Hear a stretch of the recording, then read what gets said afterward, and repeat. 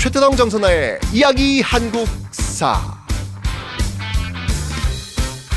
네, 안녕하세요. 큰별쌤 최태성입니다. 자, 우리는 지금 일제강점기를 배우고 있습니다. 일제 식민지 지배 정책을 배우는데, 이번 시간에는 1920년대 과연 일제가 어떤 식민지를 펼쳤을지 그 내용을 한번 살펴보도록 하겠습니다.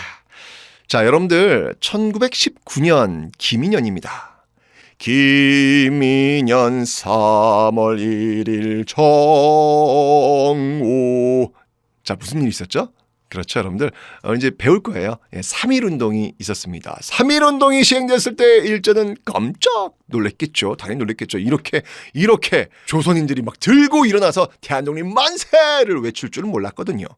자, 그러면서 여러분들 일제는 통치 정책을 바꿔야 되겠다. 진짜 정말 교묘해요. 어쩜 이렇게 머리들을 그냥 잘 쓰는지 모르겠어. 정말 미워. 자, 바로 이렇게 정책을 바꿔서 이제까지 그 무단 통치, 찍어 누르는 그런 무단 통치가 아닌 소위 문화 통치, 이거 철저히 민족 분열 통치거든요. 이 민족 분열 통치, 소위 문화 통치를 표방하게 됩니다. 완전 기만. 1920년대 소위 문화 통치 완전 기만. 왜냐고요? 여러분, 1910년대에 헌병 경찰이 있었다. 그래서 공포 분위기 조성했다라고 제가 말씀드렸습니다. 자, 그런데요, 제가 무서웠습니까? 그럼 보통 경찰제 하시무이다. 보통 경찰제로 바꿉니다. 근데 그거 아세요? 경찰 수는요, 오히려 증가해요. 오히려 증가. 정말. 게다가 여러분들, 문관 총독, 사실은 1910년대 일제강점기 그때 총독, 조선 총독부의 총독은요, 무관, 그러니까 군인 출신들만 했었는데, 이제 바꿉니다. 군인 출신의 총독 무서웠습니까? 그럼 문관 출신도 가능합니다. 라고 이제 이렇게 바꾼 거죠. 근데 여러분들, 이것도 기만이에요.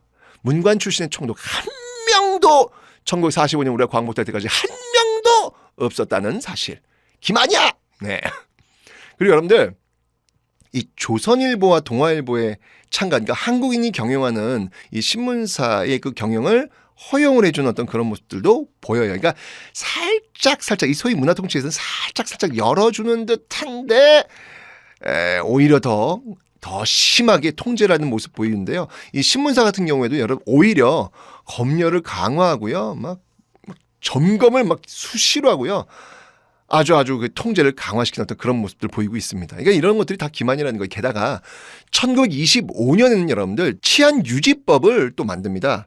이 치안유지법을 만들어가지고 호시탐탐 이 저항인물들, 저항하는, 특히 이제 이 치안유지법 같은 경우는 그 사회주의 세력들 있잖아요. 그 사회주의 세력들한테 아주 큰 타격을 입히게 되는 것이죠. 이런 식으로 해가지고 아주 공안 통치를 교묘하게 유지하는 모습들도 보이고 있더라라는 거 기억하시면 되겠습니다. 이게 이제 정치면에서의 모습이에요. 다시 한번 여러분들 정리해 볼게요.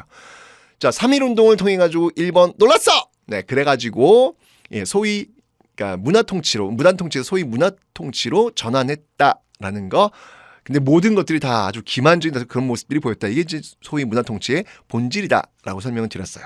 자, 이번 여러분들 경제 파트 한번 살펴봐야 되겠죠. 자, 경제 파트에서는요, 1910년대는 여러분들 토지 조사 사업이었고요. 1920년대는 이제 토지를 빼앗았으니까 1920년대 이제 그 토지에서 나오는 쌀을 뺏어가야죠. 그죠? 그래서 시행한 게 뭐냐면 바로 산미 증식 계획이라는 것입니다.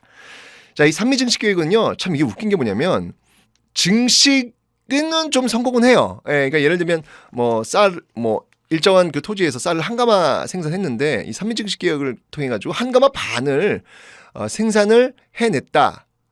틀린 말은 아니에요. 이렇게 증식에는 성공을 하는데 문제는 뭐냐면 자기들이 목표한 만큼은 증식하지 못해요. 그런데 목표한 만큼 가져가는 거야. 뭐야 이거? 너무하잖아. 그럼 어떤 일이 벌어지는 거예요?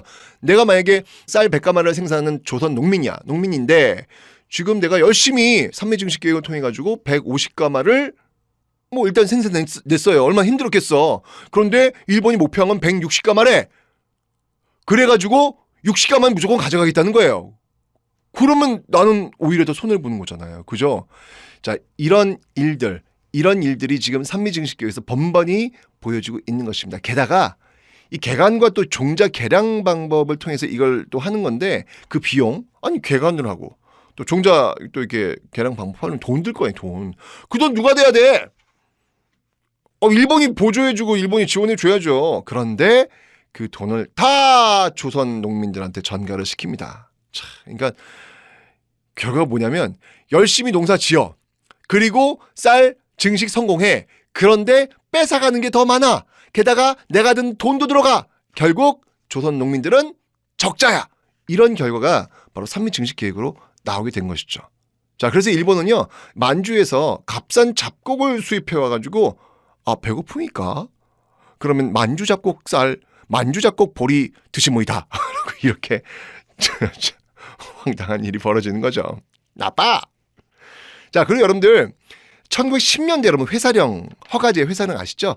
이 1920년에 이제 회사령을 드디어 폐지를 합니다. 왜냐하면 이 성장한 일본 자본이 바로 식민지 한국에 투자하기 아주 좋은 환경을 만들기 위해서 마음껏 들어와서 마음껏 회사와 공장을 지을 수 있도록 하기 위해서 1920년에 회사령을 폐지하더라.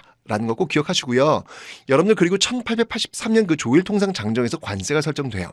1876년 강화도 조약에서는 관세가 설정되지 않았었는데 왜 83년 그러니까 82년에 있었던 조미소 통상 조약에서 관세가 설정되면서 일본한테도 83년 조일통상 장정을 통해서 관세가 설정되는데 그 관세 물론 중간에 많은 변화가 있었지만 1920년대 와서 폐지를 시킵니다. 와. 정말 이 관세가 폐지되면 일본의 어떤 그 뛰어난 물품들과 경쟁을 해야 되는 상황 쉽지 않겠구나라는 생각이 들겠네요. 우리나라 민족 자본은 위기가 올 수밖에 없는 그런 상황이 되겠죠.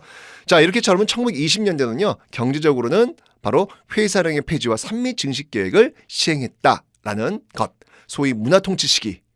어떤 그 교묘하고 기만적인 그런 통치술이 지금 난무하고 있었던 1920년대였습니다.